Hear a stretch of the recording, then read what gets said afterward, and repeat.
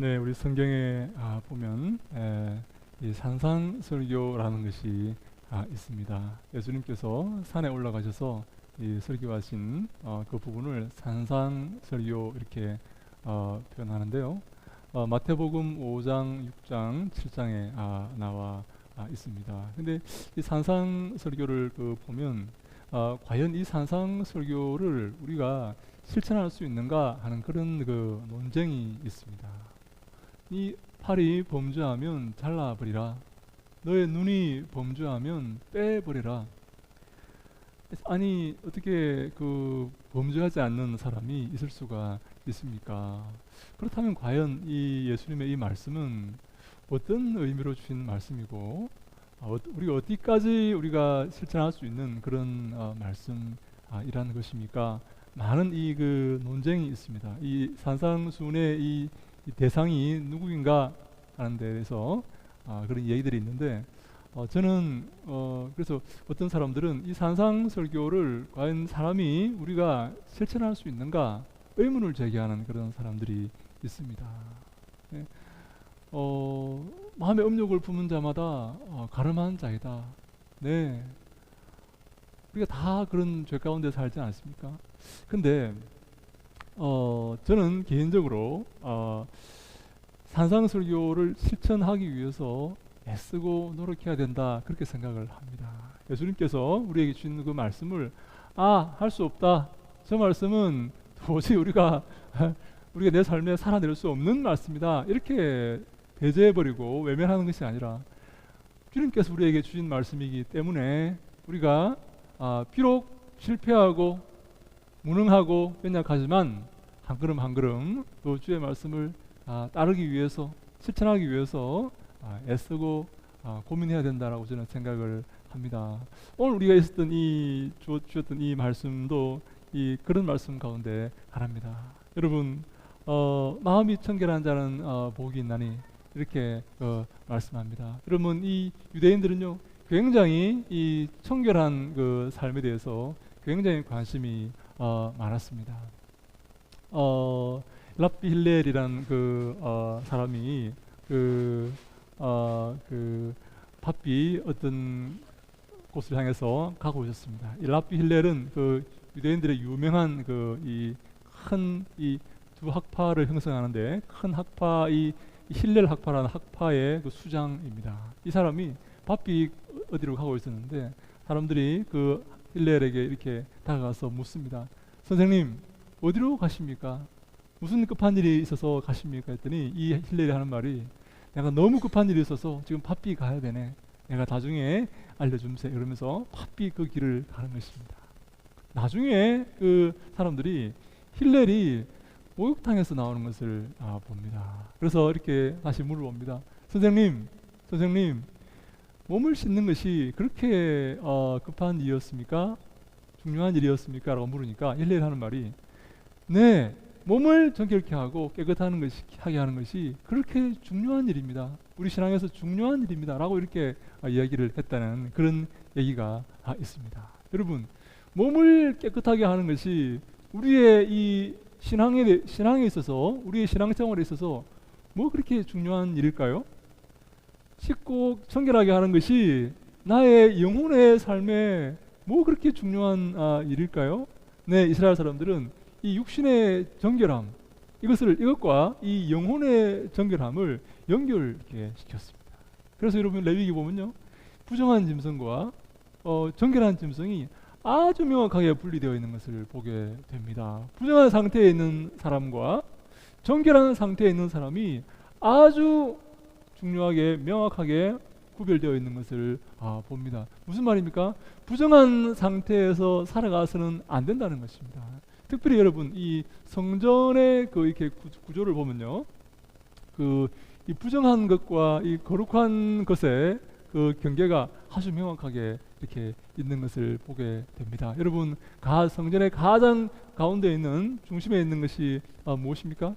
지성소입니다. 여러분 지성소가 무엇입니까? 지극히 거룩한 장소 아닙니까? 거기는요 대제사장이 1년에 한 번만 들어가서 피를 뿌려서 온 백성의 죄를 용서해 주는 그런 장소입니다. 아무나 들어갈 수가 없습니다.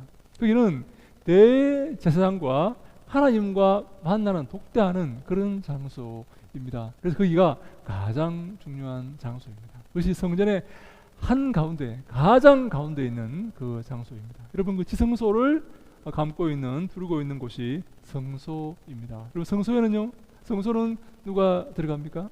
지성소는 대제사장이 1년에 한 번만 들어가는데, 성소에는 누가 들어갑니까? 제사장들이 들어가서 여기서 제사를 드립니다. 제사장들이 들어가는 곳입니다. 약간 지성소보다 약간 덜 거룩한 곳이지만 그래도 거룩한 곳입니다. 그 다음이 그 바깥이 여러분 어떤 곳인지 아십니까? 뜰입니다. 뜰. 거기는요, 일반인들이 나와서 하나님께 제사를 드리는 그런 장소입니다. 죄악된 것들을 씻기 위해서 제물을 가져다가 그 제물을 위해 안수하고 죽여서 피를 뿌려서 죄를 용서받는 그런 곳입니다. 그 다음은 어떤 지경인지 아십니까? 여인의 뜰이라는 그런 곳입니다. 여인들이 그 다음에 들어갈 수가 있습니다. 여러분, 그 다음은 그 바깥은 어떤 곳인지 아십니까? 이방인의 뜰이라는 그런 장소입니다. 이방인들은 거기까지밖에 들어갈 수가 없습니다. 그 안으로 들어가면요, 큰일 납니다. 그래서 옆에 그 벽에다가 팻말을 이렇게 써붙여 놓았습니다. 이게 절대 들어가지 마시오라고 이렇게 팻말을 써붙여 놓았습니다. 이 유대인들은 이 거룩한 곳과 이 부정한 곳, 그렇지 못한 이 곳을 물리적으로 이렇게 구별해 놓았는데 이것은 단순히 물리적인 그런 구분이 아니라 우리의 영혼의 문제에도 이것은 깊이 관여 있는 그런 관여가 되는 그런 문제입니다. 그래서 예수님께서 마음이 청결한 자가 복이 있다 이렇게 말씀하는 것입니다. 여러분, 이 마음이 청결한 자가 복이 있다는 말은 육신은 아무래도 상관없다는 말입니까? 이스라엘 백성들이 육신의 이 정결함, 이 그들의 삶의 정결함을 위해서 얼마나 애쓰고 노력했는지 모릅니다. 밖에서 나갔다 들어오면요, 반드시 정결 예식을 이렇게 취해야만 음식을 먹을 수가 있어요. 그들은 육신의 정결함을 위해서 너무나 고민하고 깨끗하게 살기 위해서 애쓰고 노력했는데 예수님은 거기다가 그게 아니라 마음이 청결한 자가 복이 있다 이렇게 말씀을 하시는 것입니다. 육신의 정결함은 그것은 기본이고 깨끗하게 살아가는 것은 그것은 기본이고 더 중요한 것은 뭔가 하면 마음이 깨끗하게 되는 것이 그 사람이 더 복이 있다 하는 것입니다. 오늘 함께 이 마음이 깨끗한 것이 과연 무엇인가 하는 것에 대해서 한번 생각을 해보고자 합니다. 과연 우리가 내 마음을 정결하게 할 수 있는가? 내 마음을 정결하게 하는 그것이 주님이 기뻐하시는 복이라고 성경이 말씀하시는 것입니다. 여러분, 성경에 보면요, 더러운 귀신이라는 말이 등장합니다. 더러운 귀신이요? 귀신이 더러운 것입니다. 귀신은 왜 더럽습니까? 그 영적인 그 삶을 영적인 존재인데 어떻게 귀신이 더럽습니까? 그럼 귀신이 하는 역사가 어떤 것입니까? 거짓말과 살인입니다. 특별히 요한복음 8장에 보면요, 귀신의 그 별명이, 마귀의 별명이 나옵니다. 태초부터 거짓말하는 자요, 살인하는 자이다. 이렇게 거짓말쟁이와 이 살인자, 이것이 마귀의 두 가지 별명입니다. 마귀의 특징입니다. 그리고 제가 엊그제 그렇게 사실 약간 오래됐습니다.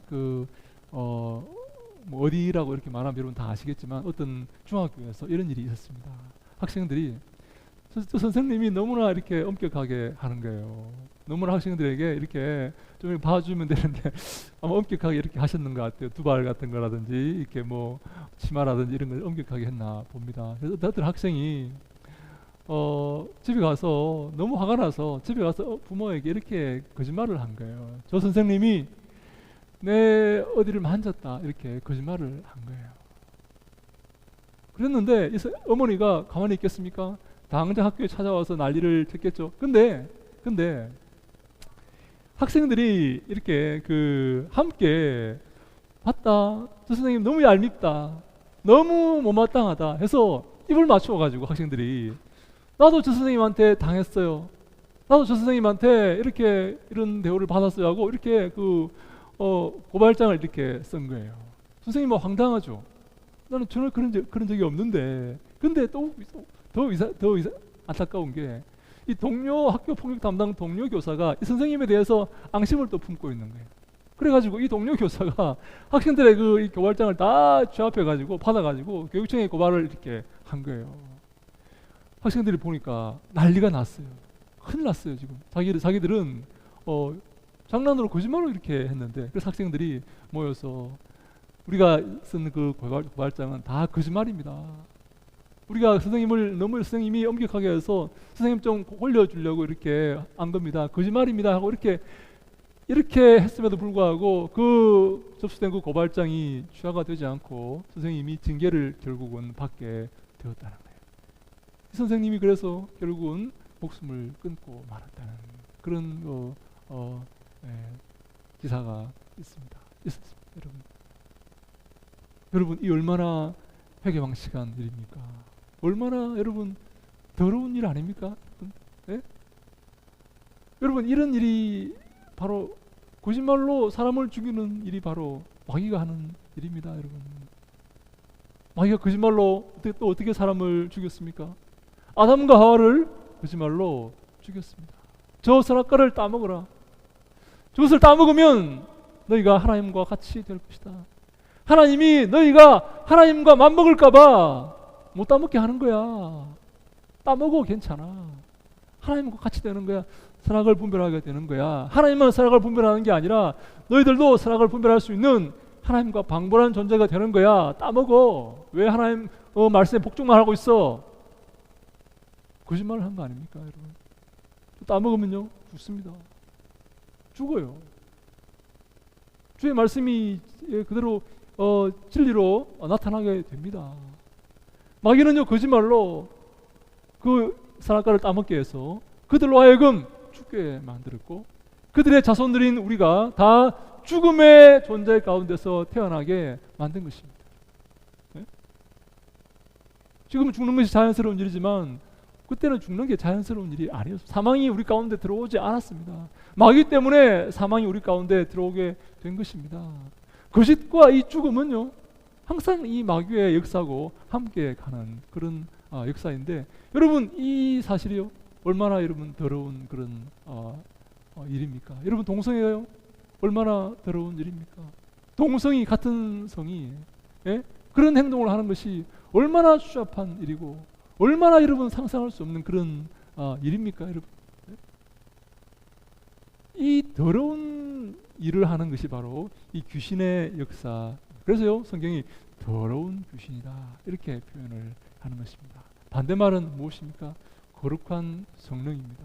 거룩한 성령입니다. 주님이 기뻐하시고 주님께 나아가고 주님께 영광 돌리며 주님께 예배하는 그 아름다운 마음이 거룩한 성령이 충만한 마음입니다. 하나님께 가까이 하는 것이 바로 복이고, 마음을 다하고 성품을 다하고 힘을 다하고 뜻을 다해서 주 너의 하나님을 사랑하는 그것이 바로 성령의 충만한 삶이다 라고 성경이 말씀하고 있는 것입니다. 사랑하는 여러분, 우리가 이 땅에 살아가면서 어떻게 우리가 죄를 짓지 않을 수가 있겠습니까? 제가 죄를 짓지 않겠습니까? 어떻게 우리가 이 땅에 우리가 진흙탕을 지나가면요 진흙이 옷에 묻게 되어 있습니다. 그래서 우리 마틴 루터 종교개혁자 마틴 루터가 이런 말을 하였습니다. 새가 이렇게 머리 위로 날아가는 것은 우리가 날아가다가 이 머리 위에 똥을 이렇게 싸는 것은 우리가 막을 수 없다는 거예요. 그런데 새가 머리 위로 날아가다가 내 머리 위에 앉아서 내 머리 위에 둥지를 트는 것은 우리가 막아야 된다. 그렇게 말을 하였습니다. 내 마음에 실수로 죄를 지을 수는 있지만 그 죄가 반복되거나 고의로 계속하여서 그런 죄를 짓는 것은 그것은 막아야 된다 하는 것입니다. 이 땅에 우리가 살아가면서 우리가 정결한 마음, 깨끗한 마음, 거룩한 마음을 갖기 위해서 우리가 노력을 해야 됩니다. 이 땅에 살아가면서 우리가 참 많은 그런 유혹 가운데 살아갑니다. 내게 악을 행했어?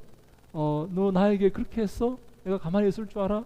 내가 가만히 있으니까 내가 가만히 있어 보여?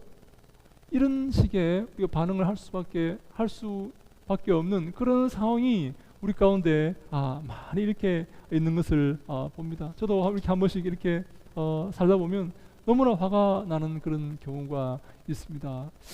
내가 가만히 있으니까 내가 바보로 하나, 내가 바보로 보이나 하는 그런 생각을 이렇게 하는 경우가 우리가 있는데, 절대로 우리가 거기에 대해서 동일한 방법으로 갚아줘서는 안 됩니다.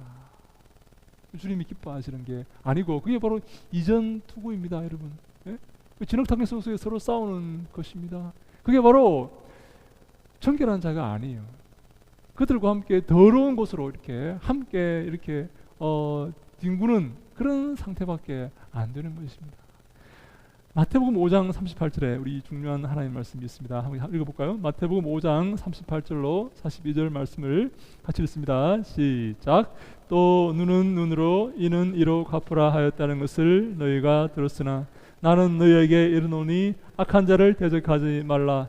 누구든지 내 오른편 뺨을 치거든 왼편도 돌려대며 또 너를 고발하여 속옷을 가지고자 하는 자에게 겉옷까지도 가지게 하며 또 누구든지 너로 억지로 오리를 가게 하거든 그 사람과 심리를 동행하고 내게 구하는 자에게 주며 내게 꾸고자 하는 자에게 거절하지 말라. 아멘. 네, 구약의 우리 동해복수법입니다. 눈은 눈으로 이는 이로 갚으라. 이 탈리온법이라고 하기도 합니다. 눈을 다치게 만들었으면 동일하게 다치게 한 그 사람의 눈도 다치게 만들고, 이를 부러뜨렸으면 동일하게 그 이를 부러뜨린 그 사람의 이를 동일하게 부러뜨리라 하는 것입니다. 여러분, 원래 이 탈리온법, 이 동해복수법은요, 그 범죄를 이렇게 제한하기 위해서 더 큰 범죄가 일어나지 않기 위해서 만들어진 법입니다. 여러분 누가 뺨을 한 대 때렸습니다. 그러면요, 여러분 그 사람의 뺨을 한 대 때리고 말겠습니까? 어떻게 하겠습니까? 반 죽여버려야죠. 어떻게 뺨을 때립니까? 그죠? 네, 근데 뺨을 맞았으면 뺨만 때리라는 것입니다. 더 이상의 복수를 하지 말라는 것입니다. 이것은 최소한의 보복이고, 이것은 그 범죄가 더 이상 번지지 않게 만드는 그런 이 장치인데요. 예수님은 여기다가 이 동해복수법, 여기 이 당시에 고대근동에 이렇게 만연해 있던 이 동해복수법 같은 해를 이렇게 복수하는 이것을 여기다가 예수님께서 뭐라고 말씀하시는가 하면, 악한 자를 대적하지 말고 너의 오른편 뺨을 누가 때리거든 왼편도 돌려대 주라 하는 것입니다. 오른편 뺨을 맞으면 왼편을 돌려대 주라는 것입니다. 여러분, 이게 가능한 일입니까? 오른편 뺨을 때리면 왼편도 여기도 쳐버려고 이렇게 하겠습니까, 여러분? 이거는요, 함께 싸우지 말라는 것입니다. 싸워봐야 그 문제가 해결되는 것이 아니라는 그런 말씀입니다. 특별히 저희 재밌는 그런 얘기가 있습니다. 여러분, 오른편 뺨을 때리려면 어떻게 해야 되는지 아십니까? 상대방의 오른편 뺨을 때리려면 어떻게 해야 됩니까? 여러분, 제 오른편 뺨을 때리려면 어떻게 해야 됩니까? 왼손으로 때리든지 오른손 등으로 때려야 됩니다. 그죠? 그렇지 않습니까? 그죠? 왼손으로 때리든지 오른손 등으로 이렇게 때리는 것은 어마어마한 그런 모욕적인 행동입니다. 특별히 오른손 등으로 이렇게 손등으로 때리는 것은 400데나리온의 그런 벌금을 이렇게 내야 되는 엄청난 그런 모욕적인 그런 모욕죄에 속하는 그런 행위였습니다. 그렇게 모욕을 당해도 보복하지 말라는 것입니다. 이게 바로 그 성경이 우리에게 말씀하는 것입니다. 잘 안 되죠. 그러나 우리의 마음에 이렇게 하기 위해서 애쓰고 노력해야 된다고 저는 생각합니다. 안 돼요. 안 됩니다. 저는 그렇게 할 수 없어요. 그렇게 하면 안 됩니다. 안 됩니다. 안 되죠. 어떻게 가능합니까? 그러나 내 마음에 한 걸음 한 걸음 내가 그렇게 한번 해보겠습니다. 안 되지만 내가 한번 시도해 보겠습니다. 내가 한번 참아 보겠습니다.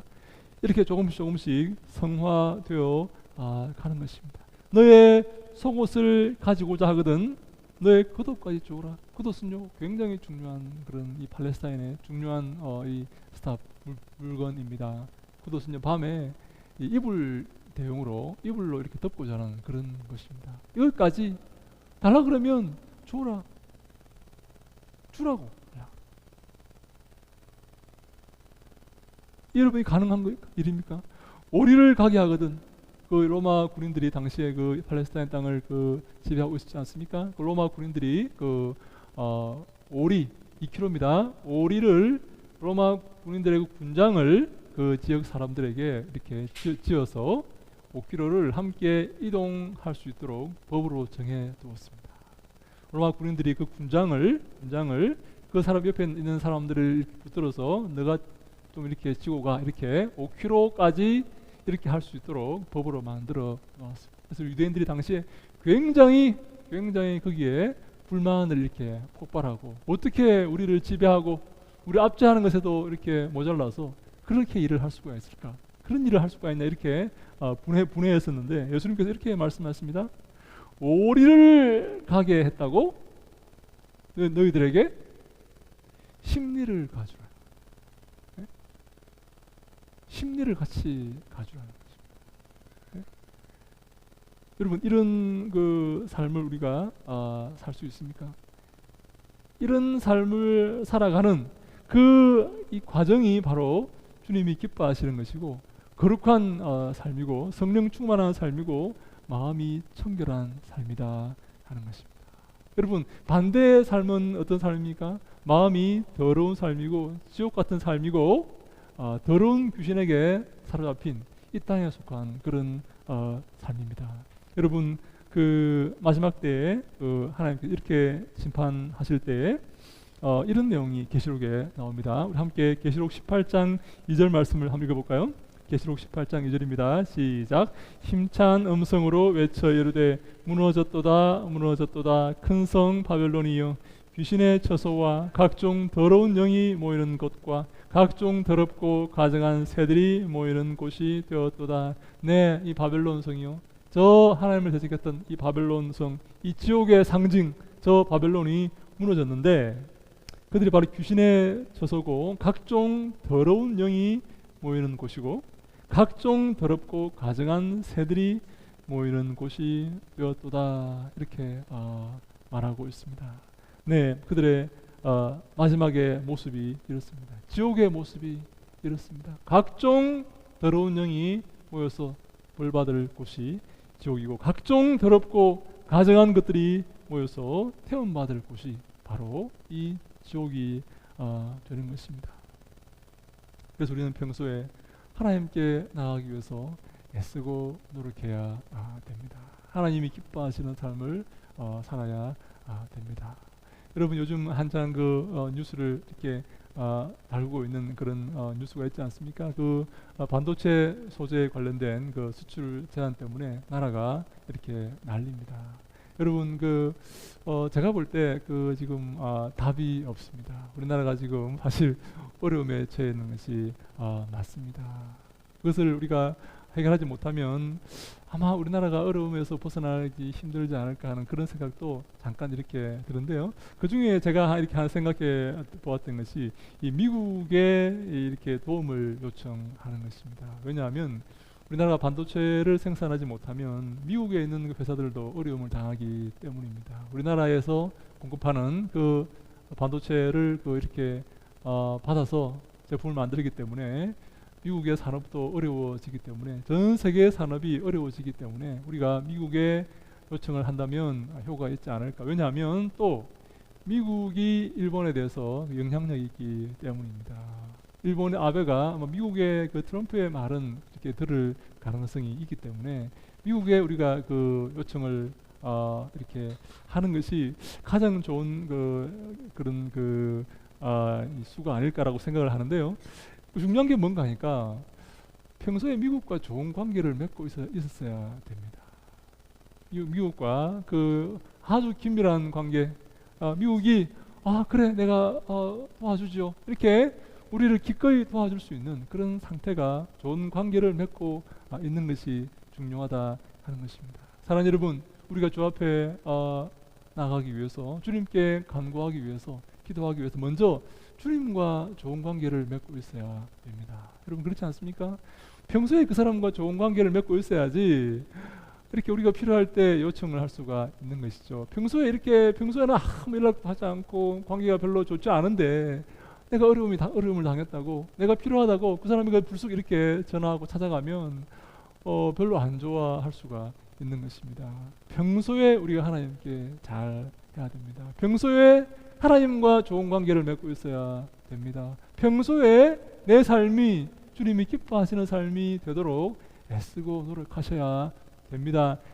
그때 우리가 주 앞에 기도할 수가 있고 우리의 기도가 주님께 연락될 수가 있는 것입니다. 마지막으로 함께 열왕기하 20장 3절 말씀을 같이 읽습니다. 같이 읽습니다. 시작. 여호와여 구하오니 내가 진실과 진심으로 주 앞에 행하며 주께서 보시기에 선하게 행한 것을 기억하옵소서 하고 이스기야가 심히 통곡하더라. 네, 이사야가 이스기야에게 나와서 이렇게 말합니다. 너는 곧 죽는다. 이스기야 왕에게 이렇게 말합니다. 너는 곧 죽으니까 너의 그 사물을 다 정리하여서 내 뒤를 이을 왕에게 넘겨주도록 해라. 너는 하나님이 너를 죽이신다고 말씀하셨어. 이렇게 하니까 이스기야가 하나님께 이렇게 기도합니다. 하나님, 내가 진실과 전심으로 주 앞에 행하며 주께서 보시기에 선하게 행한 것을 기억하옵소서. 이렇게 이스기야가 하나님께 기도합니다. 하나님, 제가요 주 앞에 진실하게 살았지 않습니까? 하나님, 제가 주 앞에 전심으로 살았지 않습니까? 마음을 다해서 주를 섬기며 살았지 않습니까? 하나님, 제가 주 앞에 선하게 살았지 않습니까? 이렇게 히스기야가 하나님께 기도합니다. 하나님께서 보시니까 그 기도를 들으시고 그래, 맞다. 내가 나 앞에서 진실하게 살았지, 전심으로 선하게 살았지. 하나님이 그 기도를 들어주십니다. 그래서 히스기야가 15년을 더 이 목숨이 연장 이렇게 되어서 더 살게 됩니다. 여러분, 이렇게 우리가 하나님께 기도할 수 있습니까? 하나님, 제가 주 앞에 진실하게 살았습니다. 제가 주 앞에 선하게 살았습니다. 제가 주 앞에 전심으로 살았습니다. 최선을 다해 살았지 않습니까? 제가 하나님 주 앞에 거짓되게 산 것이 아니라, 두 마음 품고 살아가는 것이 아니라 진실로 전심으로 제가 선하게 살았지 않습니까? 라고 기도하실 수가 있습니까?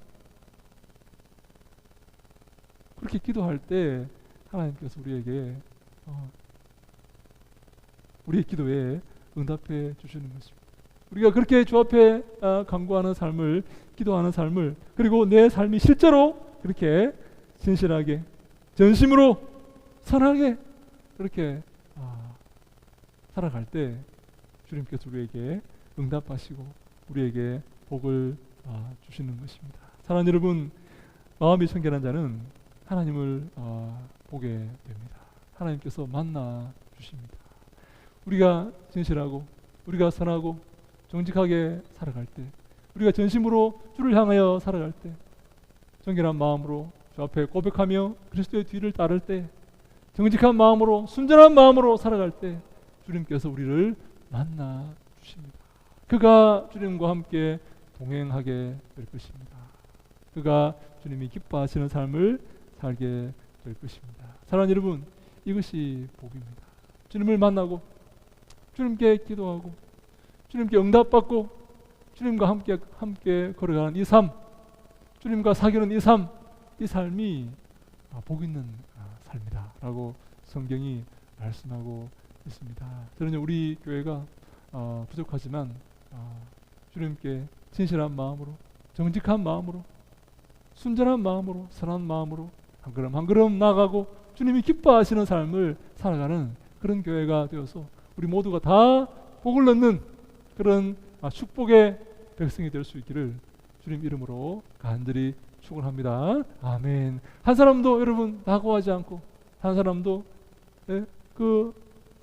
낙심하지 아니하고 다 그 주님께서 베푸시고 예비하신 그 복에 동참하는 거룩한 복, 주님과 함께하는 그 복, 주님과 가까이 살아서 항상 주님과 동행하고 주님과 사귀는 그 아름다운 복에 동참하는 우리 모두가 다 되시기를 주님 이름으로 간절히 축원합니다.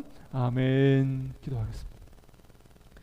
아버지 하나님 감사합니다. 마음이 청결한 자가 복이 있다고 주께서 말씀하심을 우리가 기억하며 감사합니다. 우리의 마음이 청결하여서 전심으로 주를 사모하게 하시고 착하고 진실하고 주님께 영광 돌리는 삶을 살아갈 수 있도록 아버지여 축복하시고 도와주시옵소서. 한 걸음 한 걸음 주 앞에 나아가게 하시고 한 걸음 한 걸음 주를 닮아가게 하시고 주께서 우리에게 베푸신 그 귀한 말씀을 실천하며 준행하는 우리 모두가 다 되게 하셔서 우리의 삶을 통해 하나님께 영광 돌리며 주 앞에 설 수 있도록 인도하시고 도와주시옵소서. 축복하시고 함께 하실 것을 믿사옵고 예수님 이름으로 기도하옵나이다.